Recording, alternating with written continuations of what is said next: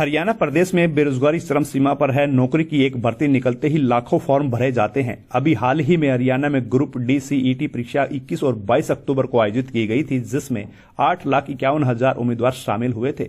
HSSC ने उत्तर पुस्तिकाएं भी जारी कर दी हैं। सभी उम्मीदवार अब परीक्षा के नतीजों का इंतजार कर रहे हैं। इस बीच हरियाणा के युवाओं के एचएसएससी चेयरमैन भोपाल सिंह खत्री के बयान ने धड़कनें बढ़ा दी हैं। सीईटी ग्रुप डी परीक्षा परिणाम पर अपडेट आया है, जिससे चिंताएं बढ़ने लगी हैं। प्रदेश के वेल क्वालिफाइड युवा भी ग्रुप डी के लिए कतार में लगे हुए हैं। आपको बता दें कि सीईटी ग्रुप डी के उम्मीदवारों की मेरिट सूची 100 अंकों में से तैयार की जाएगी। दस्तावेज सत्यापन के लिए लगभग 40,000 उम्मीदवारों को आमंत्रित किया जाएगा।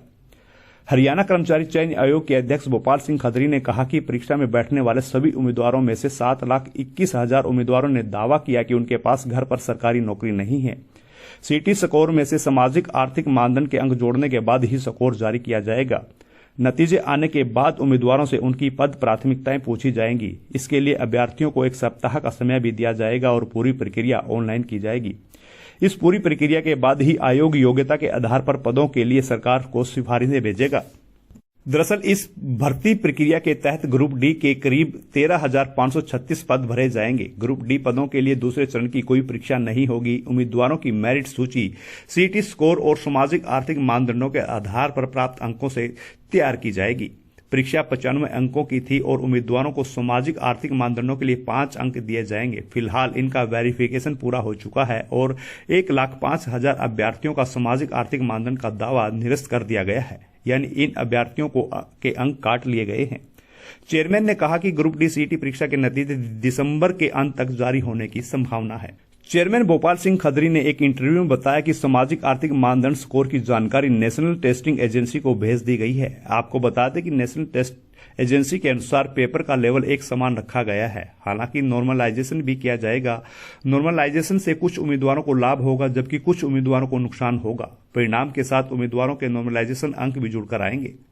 उम्मीदवारों के अंक और नॉर्मलाइजेशन अंकों के आधार पर मेरिट सूची बनेगी।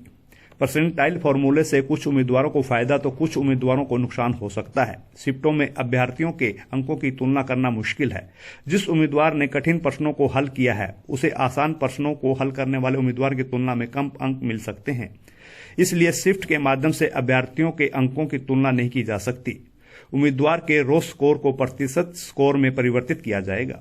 प्रत्येक पाली के लिए प्रतिशत की गणना अलग से की जाएगी। एक पाली में उपस्थित होने वाले उम्मीदवारों की संख्या को n से निरूपित किया जाएगा, जिससे युवाओं की धड़कनें तेज होती जा रही हैं। अब देखने वाली बात होगी कि क्या समय पर इस भर्ती की पूरी प्रक्रिया होगी या लोकसभा चुनाव के बीच अधर में लटकेगी, क्योंकि देश में लोकसभा चुनाव 2024 की आचार संहिता आगे आ सकती है या नहीं, ये तो आने वाला समय ही बताएगा।